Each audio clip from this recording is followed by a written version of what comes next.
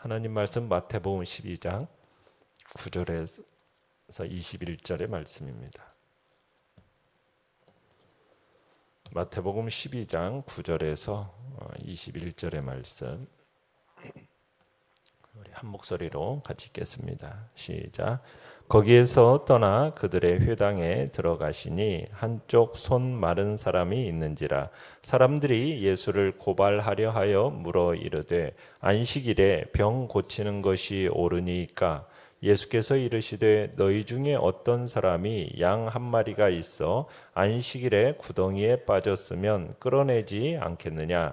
사람이 양보다 얼마나 더 귀하냐? 그러므로 안식일에 선을 행하는 것이 옳으니라 하시고, 이에 그 사람에게 이르시되 손을 내밀라 하시니 그가 내밀매 다른 손과 같이 회복되어 성하더라. 바리새인들이 나가서 어떻게 하여 예수를 죽일까 의논하거늘 예수께서 아시고 거기를 떠나가시니 많은 사람이 따르는지라.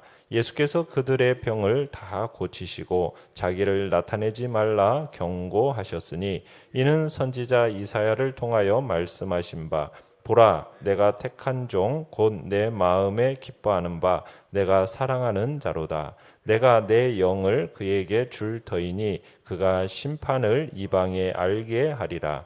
그는 다투지도 아니하며 들레지도 아니하리니 아무도 길에서 그 소리를 듣지 못하리라.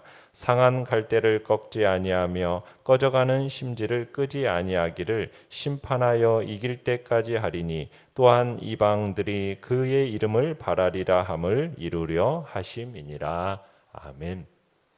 오늘 말씀의 제목은 하나님이 손들어 주시는 이라는 제목으로 말씀을 나눕니다.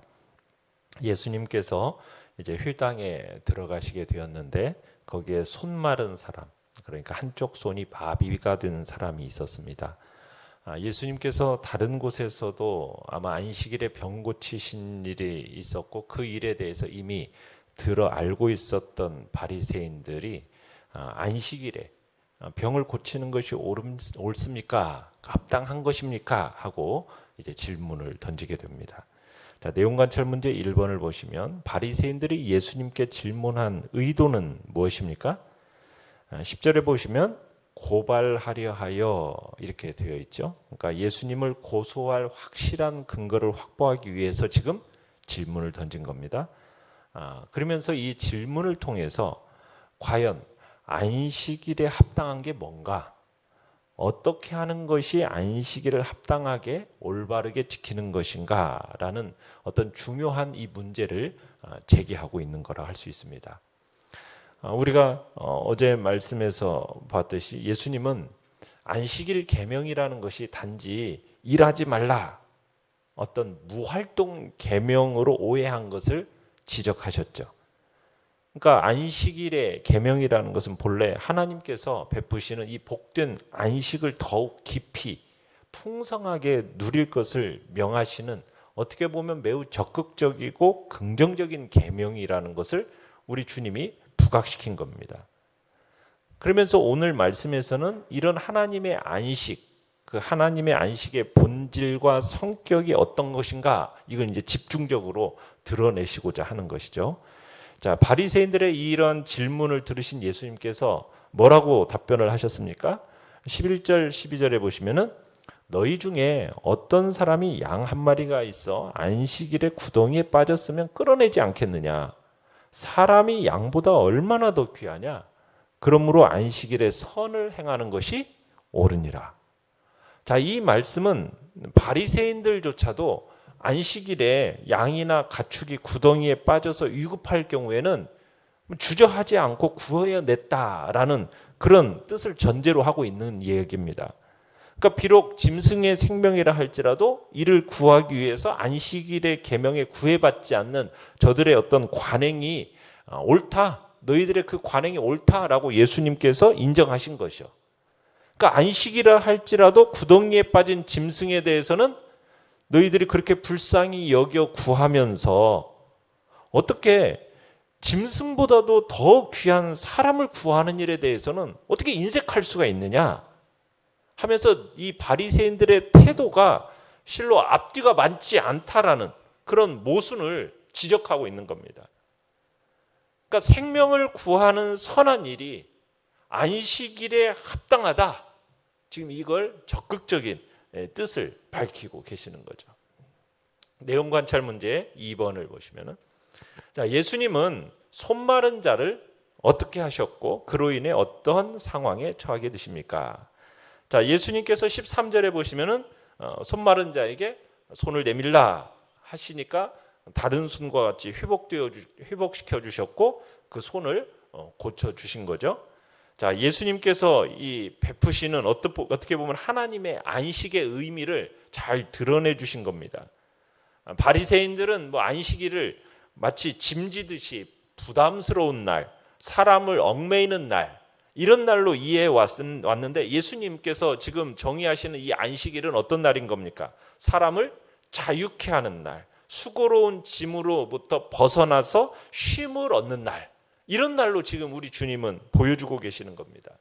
그러니까 손이 마비되어 가지고 아무 일도 할 수 없었던 자가 회복이 되면서 어떻게 보면 본래의 목적이라고 할 수 있는 어떤 가치 있고 보람 있는 인생을 살게 해주신 거거든요.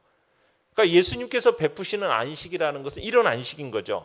죄의 저주로 인해서 잃어버렸던 그 창초의 안식을 회복하고 완전케 하시는 안식. 이게 이제 예수님이 말씀하시는 이 안식의 의미를 지금 보여주신 겁니다. 자, 그런데 바리새인들은 자, 이런 모습을 오히려 보고서는 바깥으로 나가가지고 어떤 의논을 하고 있습니까? 예수님을 잡아서 죽여 없애고자 하는 의논을 하는 것을 봅니다. 그러니까 예수님의 이런 가르침을 못 받아들이겠다는 거죠. 자기들이 조상 대대로 지켜온 이 신앙 전통이 완전히 뒤엎는 것이라고 생각을 하고서는 이 내용을 자기들은 받아들일 수 없다라고 생각을 한 겁니다. 오직 자기들의 그 전통, 그 신앙 전통이라는 것을 집착하면서 이 하나님의 계명의 뜻을 오해한 거다라고 우리가 생각할 수 있고 그렇게 볼 수 있는 겁니다. 자, 예수님은 바리새인들이 자기를 잡아서 죽이려고 의논한다는 것을 아시고서는 예수님은 15절에 보면 그걸 떠나시죠. 자, 떠났는데 많은 무리들이 예수님을 따랐다 이렇게 기록을 하고 있어요. 그러니까 바리새인들, 서기관들, 백성의 지도자들은 예수님을 배척합니다. 그를 잡아 죽이려고 합니다. 그럼에도 불구하고 예수님을 따르는 자들은 적지 않았어요. 예수님의 소문을 듣고서는 큰 무리가 와가지고 그를 따르게 되었죠. 자, 그러자 예수님께서는 그들을 어떻게 해주셨다고 얘기하고 있습니까? 일일이 병을 다 고쳐주십니다. 예수님께서 그를 따르는 많은 무리들을 모두 고쳐주셨어요. 그러면서 어떻게 보면은 저들 모두에게 안식을 베푸시는 거죠. 영육간에 병들어서 수고로운 저들을 병에서 놓여나서 쉼을 얻게 해주시는 겁니다. 자, 그런데 한 가지 이상한 건 뭐냐면 병고침을 받은 이들에게 엄하게 명령하십니다. 뭐라고 명령하고 계십니까? 16절에 보니까 자기를 나타내지 말라 경고를 하시죠. 자, 연구와 묵상 문제 3번입니다. 예수님이 병자들을 고쳐주시면서 그들의 입을 단속하신 이유는 무엇입니까? 자, 그 이야기를 17절에서는 뭐라고 얘기냐면 이 일을 가리켜서 이사야의 예언을 성취하시기 위함이다 이렇게 기록을 하고 있습니다. 그러니까 이런 예수님의 모습에서 마태는 뭘 본 겁니까? 이사야의 예언이 성취되고 있는 것을 본 거죠. 그러니까 예수님의 사명이라는 것은 어떤 군중이 원하는 왕이 되는 게 아니에요. 하나님 아버지의 뜻을 이루는 이제 18절에서 21절까지의 고난받는 종, 그 고난받는 종이 되시는 거라는 것. 그래서 자신을 다투지도 않고 이런 사람들하고 막 다투지도 자기 말을 안 따른다고 해서 막 다투지도 않고 그런다고 해서 자기의 모습을 막 들레지도 않고 상한 갈대를 꺾지도 않는 어떻게 보면 온유와 겸손과 자비와 긍휼로서 땅끝까지 하나님의 통치를 시행하고 하나님의 나라를 이루시리라고 예언했던 그 이사야의 예언을 성취하시는 그 여호와의 종을 마태는 본 겁니다. 예수님의 모습 속에서. 그러니까 주님은 온유하고 겸손한 메시아로서 약한 자들을 붙들어주고 모든 민족에게 참된 구원의 소망이 되신다라는 것을 이제 그 예언이 성취되어지는 것을 이제 예수님을 통해서 본 겁니다. 이걸 다르게 보면은 예수님은 하나님의 뜻을 이루어서 그분의 영광이 드러나도록 하기 위해서 지금 이렇게 자기 자신을 드러내지 않도록 한 겁니다. 구약의 예언들, 이건 하나님의 뜻에 계시지 않습니까? 어떻게 보면 예수님은 하나님과 동등하신 분이세요. 그럼에도 불구하고 하나님 아버지의 뜻을 이루기 위해서, 그로 말미암아 하나님의 영광이 나타나도록 하기 위해서 모든 행동의 초점을 자신에게 맞추지 않고 오직 누구에게 맞추는 겁니까? 하나님 아버지에게. 우리의 행동의 기준도 이와 같아야 되는 거죠. 대부분의 사람들은 자기를 알리는 일에 집중을 해요. 그죠? 자기를 들내는 일, 자기 이름, 자기 공로, 이런 게 이제 드러나기를 막 원하고, 이거 막 더 부풀려서 과장하고 늘리고 막 이런 예들이 많지 않습니까? 그러나 우리 성도들은 달라야 되는 거죠. 나보다도 하나님의 이름, 그분의 영광, 이런 것이 나타나도록 겸손하게 행해야 된다는 얘기입니다. 나의 이름보다도 누구의 이름이? 오직 예수 그리스도의 이름이. 나의 공적보다도 예수 그리스도의 공로를 자랑하는 것, 이게 합당한 거죠. 왜냐하면 하나님께서 우리를 부르신 목적, 성도로서 우리를 부르신 목적은 뭘 드러내도록 하기 위해서 우리가 존재하고 우리를 부르셨습니까? 하나님의 영광을 드러내도록 하기 위해서 우리는 만들어졌고 존재하기 때문인 거죠. 그래서 우리는 무슨 일을 하든지 오직 하나님의 영광이 나타나도록 우리 주님이 보여주셨던 그 본을 따라서 참으로 우리를 들레지도 않고 또 다투지도 않고 겸손히 주님 앞에 주님과 같은 모습으로 우리를 세워야 될 것을 말씀하고 계십니다. 느낀 점 4번입니다. 자, 예수님에 대한 하나님의 태도와 종교 지도자들의 태도를 비교해 볼 때 무엇을 느낍니까? 자, 하나님은 정말 다투지도 않고 화내지도 않고 또 그러면서 자신을 막 들레지도 않고 묵묵히 종의 길을 가는 예수님을 향해서 18절에서 어떻게 평가하고 계십니까? 보라, 내가 택한 종, 곧 내 마음에 기뻐하는 바 내가 사랑하는 자로다 하시면서 우리 예수님의 권위를 인정해 주시고 하나님이 우리 예수님의 손을 딱 들어주시는 거죠. 그런 예수님의 손을 들어주시는 거예요. 그에 비해서 종교 지도자들은 무지와 오해에 사로잡혀가지고 우리 주님의 안식의 복음을 거부합니다. 예수님의 고소할 꼬투리를 잡으려고 하고 죽이려고 하는 그런 이런 태도를 볼 때 참 어처구니 없는 일이다라는 생각이 들게 됩니다. 하나님을 믿고 경외한다는 이들이 어떻게 보면 실상은 자신들의 사상과 맞지 않는다는 이유로 참 자기들을 구원하기 위하여 오신 이 메시아를 잡아 죽이려고 하는, 모의하는 정말 어처구니 없는 악하기 그지없는 일을 하는 것을 볼 때 참으로 우리는 참 어떠한 악인들의 논의에 대해서 참여하지 말아야 됨을 또한 생각하게 됩니다. 성경은 얘기하죠. 복 있는 사람은 악인의 꾀를 따르지 않는 거죠. 죄인의 길에 서지 않습니다. 대저 의인의 길은 여호와께서 인정하시죠. 그죠? 그러나 악인의 길은 어떻게 됩니까? 망하게 되는 겁니다.